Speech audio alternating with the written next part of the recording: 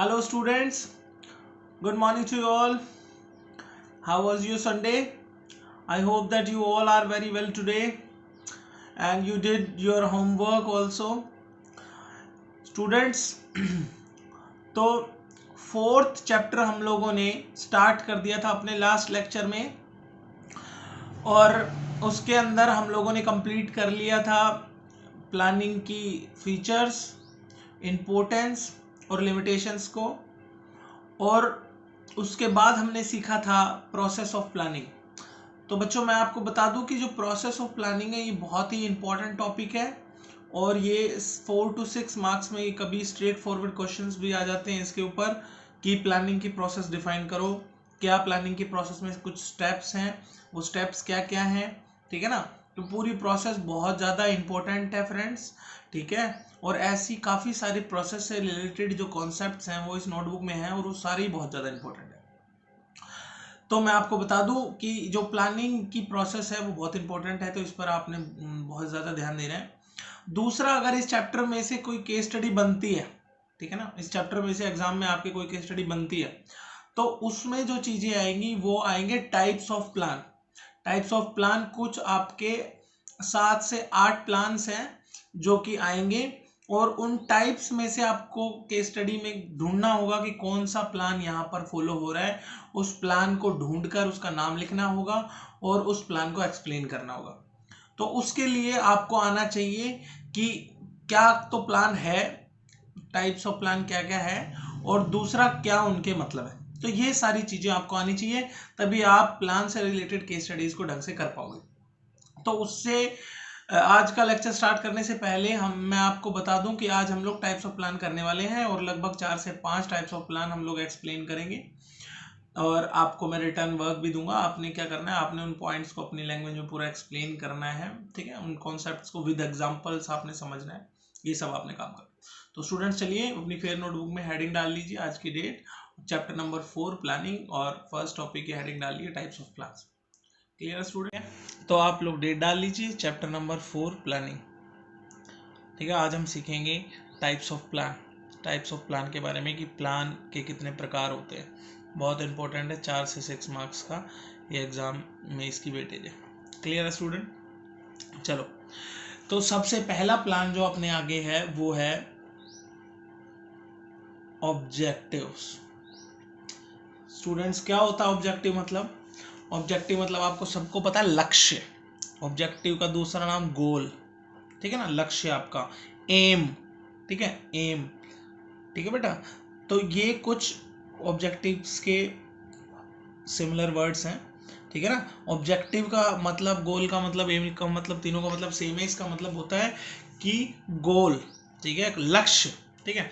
तो ये प्लान कौन सा है? इस प्लान में ऑर्गेनाइजेशन या मैनेजर एक गोल या एक एम अचीव करता है, सेट करता है, ठीक है। तो मतलब वो क्या कर रहा है? ऑब्जेक्टिव सेट कर रहा है, वो टाइप ऑफ प्लान ऑब्जेक्टिव है। फॉर एग्जाम्पल, इन चीज़ों को बेटा जितना एग्जाम्पल से समझ सको समझो।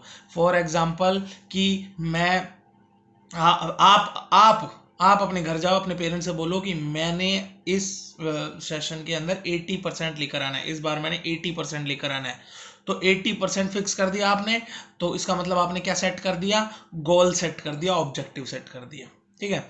आप घर पर जाके बोलो इस बार मैंने बिजनेस स्टडीज में 100 स्कोर करना है, ठीक है, 100 मार्क्स लेकर आने हैं, ठीक है। तो ये क्या कर दिया? गोल सेट कर दिया, अचीव सेट कर दिया। ऐसे ऑर्गेनाइजेशन में होता है कि भाई इस बार हमने अपना प्रॉफिट है वो 10% से बढ़ाना है, यानी ये क्या सेट कर दिया आपने? ऑब्जेक्टिव। तो ऐसा कुछ आपको दिखे अपनी केस स्टडी में तो आप पहचान सकते हो कि कौन से प्लान है ये ऑब्जेक्टिव। फॉर एग्जाम्पल एक और सुनो, जैसे कि केस स्टडी छोटी सी बताता हूँ, उसमें ये है कि एन ऑटोमोबाइल कंपनी, एक ऑटोमोबाइल कंपनी थी, has decided to increase sales by 10%। एक ऑटोमोबाइल कंपनी थी जिसने क्या डिसाइड करा कि वो अपनी सेल्स को 10% बढ़ाएगी आने वाले साल में, ठीक है। तो इससे बताओ इसमें कौन सा प्लान है? तो सर वो तो प्लान फ्यूचर के लिए उसने आज डिसाइड कर लिया कि 10% बढ़ाएगी, सेट कर लिया कि 10% सेल बढ़ानी है उसको आने वाले साल में, यानी कि क्या है? ऑब्जेक्टिव है, गोल है। क्लियर है स्टूडेंट? चलिए आगे बढ़ते हैं। सेकंड है बेटा स्ट्रेटर्जी। सेकंड है स्ट्रेटर्जी। तो ये बहुत मतलब कंफ्यूजिंग प्लान है, इसको समझने में थोड़ा सा आप ध्यान से और गौर से आपने देखना पड़ेगा। स्ट्रेटजी जो है बहुत इंपॉर्टेंट और कंफ्यूजिंग है, बच्चे इसमें कंफ्यूज रहते हैं। तो इसमें मैंने कुछ 3 कीवर्ड्स ढूंढे हैं, जिन कीवर्ड्स की हेल्प से आप पहचान लोगे केस स्टडी के अंदर कि ये स्ट्रेटजिक प्लान है या नहीं। असल में स्ट्रेटजी क्या है? असल में बेटा स्ट्रेटजी है कि एक लॉन्ग टर्म गोल है, कोई लॉन्ग टर्म गोल है, ठीक है, लॉन्ग टर्म। यानी जैसे मानो मैंने कहा कि भाई मेरे को 80% लेकर आने हैं, तो ये गोल कब तक का है? अगले मार्च तक का। मार्च आया तो पता चल जाएगा, 80 आए तो ठीक, ना आए तो ठीक, मतलब पता चल जाएगा मार्च तक जो हमने गोल सेट करा है। या फिर कंपनी ने डिसाइड करा कि भाई 10% सेल बढ़ेगी नेक्स्ट ईयर, तो नेक्स्ट ईयर तक पता चल जाएगा सेल बढ़ी है या नहीं। लेकिन कई गोल बहुत लॉन्ग टर्म के होते हैं, जैसे कि फॉर एग्जांपल अगर मैं बोलूं तो आपने बचपन में ही डिसाइड कर लिया, जब आप 10 साल की एज के थे तो आपने डिसाइड कर लिया कि मैंने जैसे मान लो सीए बनना है, ठीक है, मैंने चार्टर्ड अकाउंटेंट बनना है, 10 साल की एज में ही आपने डिसाइड कर लिया। तो अब इस एज में डिसाइड करा है आपने, और कोई बच्चा अगर ढंग से पढ़ाई करता रहे बिना फेलियर को फेस करे हुए, तो वो लगभग लगभग 22 साल तक, 22 या 23 साल की उम्र तक सीए बन जाता है। 22 या 23 साल की उम्र तक सीए बन जाता है।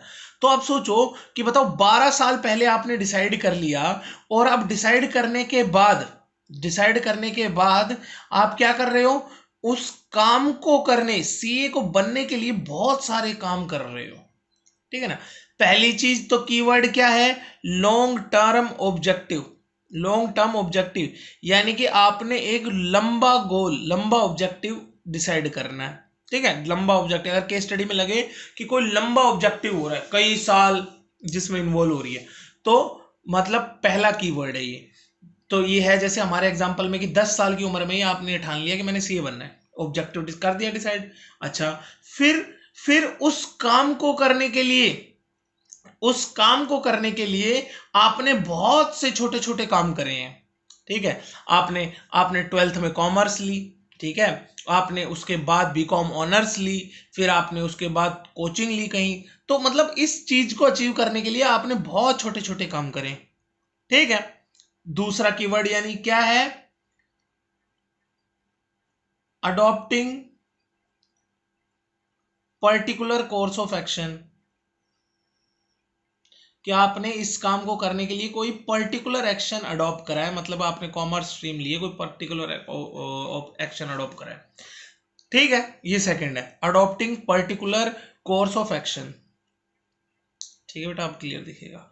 Adopting particular course of action यानी इस लॉन्ग टर्म ऑब्जेक्टिव को करने के लिए आपने कोई पर्टिकुलर एक्शन करना सही समझा, ठीक है। ये दूसरा कीवर्ड है कि पहले आपने पूरा मतलब लंबे टाइम का कोई ऑब्जेक्टिव डिसाइड करा, फिर उसके बाद उसे करने के लिए एक, मतलब आप समझ रहे हो ना, कि आपने मान लो एक बहुत कहीं दूर की डेस्टिनेशन में जाने का सोचा है, और उस पर जाने के बहुत सारे रास्ते होते हैं, तो आपने कोई एक रास्ता अडॉप्ट करा है, ठीक है, particular course of action.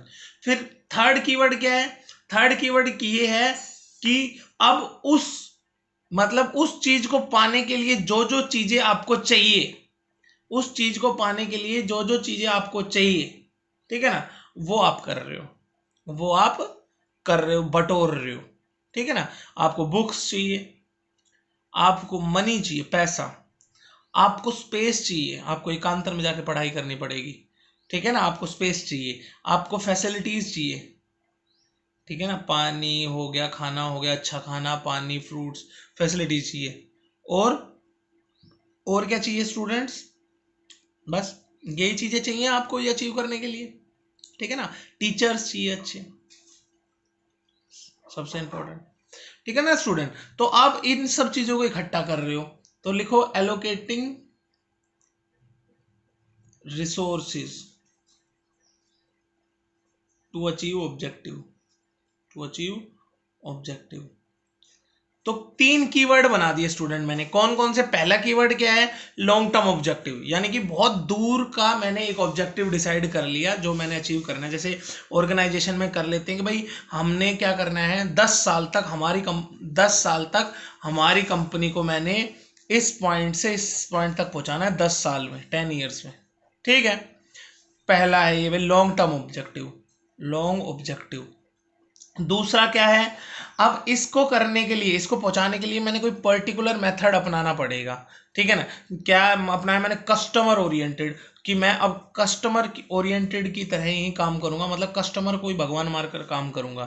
Third कि भाई जिसको जो चीज चाहिए, एलोकेटिंग, एलोकेटिंग रिसोर्सिस, ठीक है, जिसको जो चीज चाहिए। जैसे सेल्स वालों को भाई सोचो मोटरसाइकिल चाहिए, मार्केटिंग वालों को फोन चाहिए, नेट का रिचार्ज चाहिए, मतलब एलोकेटिंग रिसोर्स। एलोकेटिंग मतलब होता है, मतलब बांटना, बांटना। एलोकेटिंग मतलब क्या होता है, बांटना, किसको, रिसोर्सिस को, ठीक है, कि जो इस ऑब्जेक्टिव को अचीव करने के लिए नेसेसरी रिसोर्सेज जिस जिस आदमी को चाहिए, उस आदमी को वो चीज दी जा रही है, ठीक है ना। तो अगर ये तीनों काम किसी केस स्टडी में हो रहे हैं तो समझ लेना ये कौन सा है, स्ट्रेटजी। पहला काम क्या है बेटा, और सिंपल बनाओ, कि दूर का लॉन्ग टर्म गोल लेना है, उसको करने के लिए आपने एक मेथड को ही अपना लिया, ठीक है, और जो चीज चाहिए आपको वो उस आदमी को आप दे रहे हो, उस आदमी को आप दे रहे हो।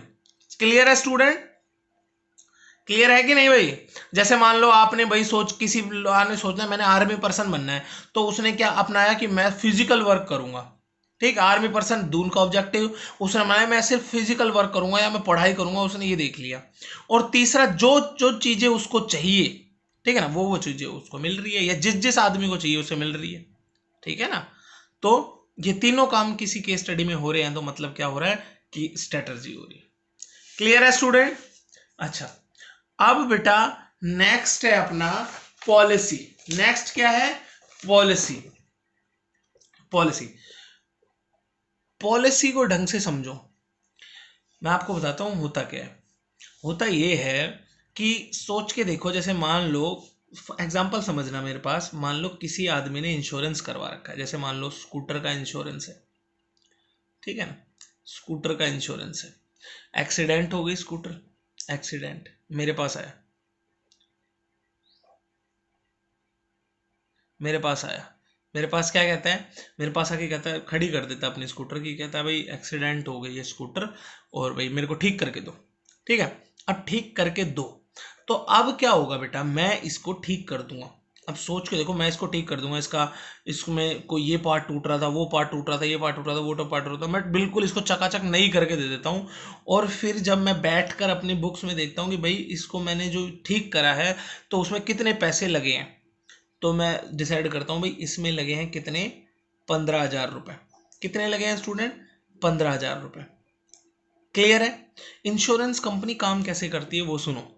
अब क्या होता है, एक बार दोबारा से रिपीट कर रहा हूँ मैं, एग्जांपल ढंग से सुनो। एक पर्सन है, उसने कोई नया स्कूटर खरीदा होगा, ठीक है।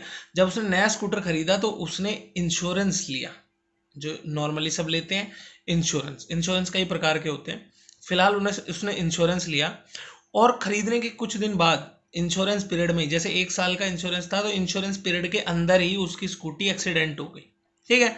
एक्सीडेंट हो गई तो वो मेरे पास लाया, शोरूम में लाया, और बोला जी मेरे को ठीक करके दो, ठीक है। मैंने क्या करा, उस स्कूटी का सबसे पहले मैं क्या करूंगा, इंश्योरेंस कंपनी में फ़ोन करूंगा कि ऐसे ऐसे बात है जी, आपका एक कस्टमर है जिसने आपसे 1 साल की इंश्योरेंस ली हुई है, और उसकी स्कूटी एक्सीडेंट हो गई है, अब बताओ क्या करना है। तो इंश्योरेंस कंपनी कहेगी भाई सबसे पहले तो इसे ठीक कर दो आप। तो मैंने उसे ठीक कर दिया, उसे नया कर दिया, बिल्कुल जो चीज़ टूट रही थी वो नई डाल दी, मतलब सुधार दिया, पूरी तरीके का कंप्लीट काम कर दिया। और जब मैंने देखा एंड में, जब मैंने काम कर लिया, तो उस मैंने देखा कि भाई कितना खर्चा आया है, 15,000 का, ठीक है। सबको जोड़ दिया मैंने इसके अंदर, अपनी लेबर वर्क, जो भी पार्ट इसमें डले हैं सबको जोड़ दिया, ठीक है। अब क्या होगा कि वो कस्टमर आएगा और मुझे देगा 15,000, और वो जो कस्टमर आएगा और मुझे देगा कितने, 15,000। मेरे जेब में जाएंगे 15,000, और मैं कहूंगा लो जी अपनी स्कूटर की चाबी, इसे ले जाओ। क्लियर है। अब सवाल ये खड़ा हुआ कि कस्टमर को क्या फायदा होगा। अब कस्टमर क्या करेगा बेटा, कस्टमर मैं जो इसे 15,000 लूंगा तो बदले में बिल दूंगा ना, कि भाई आपके स्कूटर का ये काम हुआ है, ठीक है ना।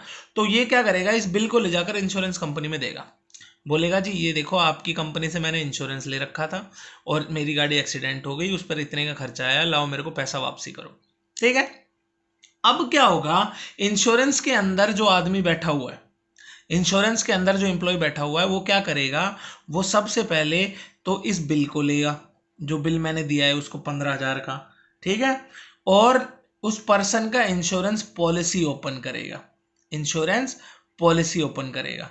उस पॉलिसी ओपन, ये पॉलिसी वर्ड का क्या मतलब है, इस वर्ड का मतलब है कि इसमें बहुत सारी टर्म्स एंड कंडीशंस लिखी होती हैं, टर्म्स एंड कंडीशंस। कैसे term and condition, for example इसमें अब मैंने तो 15,000 ले लिए, मैंने काम करा था, मैंने चीज डाली थी और उस कस्टमर ने दे दी और अपनी मोटरसाइकिल ले गया। अब सवाल ये आया कि कस्टमर को ये कंपनी रुपए कितने देगी, तो ये जो बंदा है कंपनी का, ये रुपए कैसे कैलकुलेट करेगा, ऐसे करेगा, हाँ जी, इसकी पॉलिसी के हिसाब से अगर कोई प्लास्टिक की चीज टूटी है तो उसको सिर्फ 60% ही मिलेगा, मतलब अगर 100 रुपए की प्लास्टिक की चीज इस बिल में है तो उसको कितने रुपए देंगे, 60। अगर कोई लोहे की चीज है तो उसको पूरा मिलेगा 100%, यानी कि अगर इसमें से 2,000 रुपए का लोहे का सामान लगा है तो उसको पूरा दे देंगे, ठीक है। इसमें अगर कोई लाइटिंग का सामान है, इसमें मान लो जैसे 1,000 का लाइटिंग का सामान था तो उसको मिलेंगे 40%, यानी कि सिर्फ 400 रुपए, ठीक है ना। तो ये क्या है बेटा, ये लिमिट्स है, टर्म और कंडीशंस है, जिसे पढ़ पढ़ कर ये आदमी इसे पैसे दे रहा है, समझ रहे हो ना। तो पॉलिसी क्या होती है, पॉलिसी के अंदर क्या होता है, रिटर्न या वर्बल गाइडलाइंस होती है, क्या होती है, गाइडलाइंस, गाइडलाइंस जिसके अकॉर्डिंग, ठीक है, जिसके अकॉर्डिंग ये जो पर्सन है ये पढ़ पढ़ कर इसको पैसे दे रहा है। ऐसे पॉलिसी हर जगह की होती है, जैसे कि मानो अब जैसे पॉलिसीज ही तो है जो है, जैसे मान लो आप कहोगे कि भाई आप कोई स्टूडेंट मेरे पास आया, मेरे पास ईयर एंड में आया, बहुत आते हैं जी, हमारे बच्चों का ट्यूशन लगा लो या सर हमारा ट्यूशन लगा लो, तो मैं कहता हूँ सर आप अभी एग्जाम से 2 महीने पहले आए हो, ठीक है, मैं आपके बच्चों को ट्यूशन नहीं लगा सकता, ठीक है, ये मेरी पॉलिसी के खिलाफ है। मेरी पॉलिसी मतलब मेरे कुछ रूल्स हैं, कुछ रेगुलेशन, कुछ सिद्धांत है, ठीक है ना, मतलब मेरी टर्म एंड कंडीशन है कि सर मैं नहीं ले सकता हूँ, ठीक है ना, मेरी पॉलिसी है वो, ठीक है, मैं नहीं ले सकता, क्योंकि 2 महीने पहले मैं क्या इस बच्चे को पढ़ा दूंगा और पढ़ाऊंगा भी तो रिस्क रहेगा, ऊपर से मेरा नाम और खराब होगा कल को फेल हो गया तो मैं रिस्क नहीं लेता, मेरी पॉलिसी नहीं है कि मैं 2 महीने पहले किसी स्टूडेंट को पढ़ाऊं।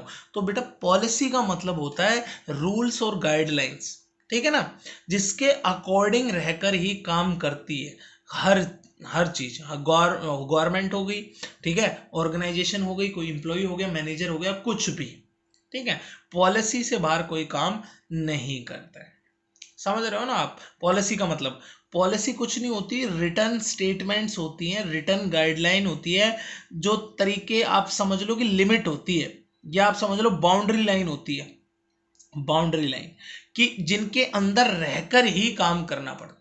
जैसे भाई ये अभी देखा हमने कि ये आदमी देखेगा कि भाई इसमें क्या है, 1,000 रुपए प्लास्टिक पार्ट के हैं, पर पॉलिसी में लिखा है कि इस आदमी का अगर एक्सीडेंट होता है तो और प्लास्टिक की चीज टूटती है तो जितना भी नुकसान होता है उसका सिर्फ 60% भरपाई करी जाएगी, ठीक है। तो कहेगा जी 1,000 रुपए का आपका नुकसान हुआ है तो आपको सिर्फ 600 मिलेंगे। Clear student.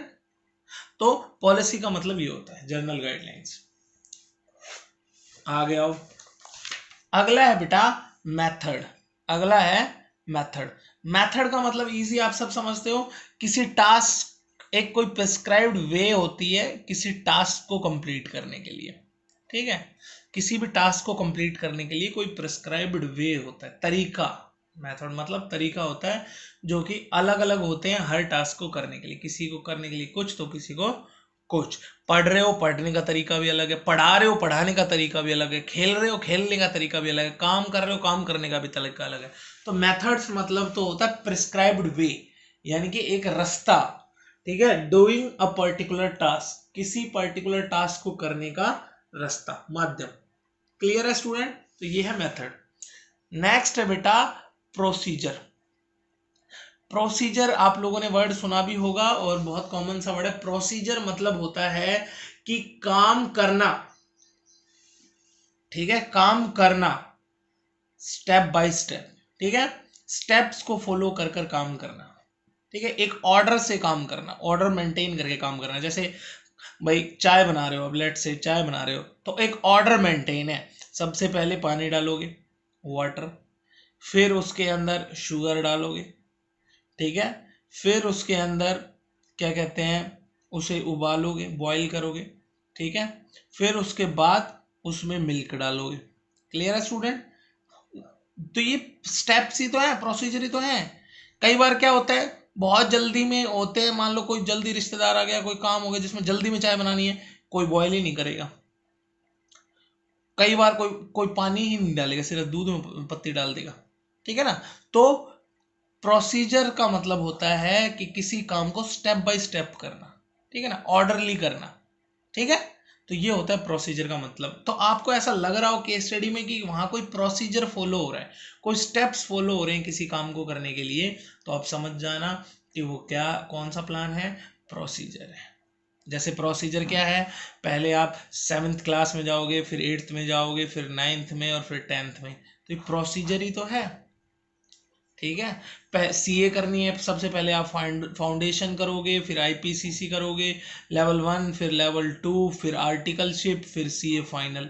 क्या है ये, प्रोसीजर ही तो है, ठीक है। तो ये प्रोसीजर है स्टूडेंट।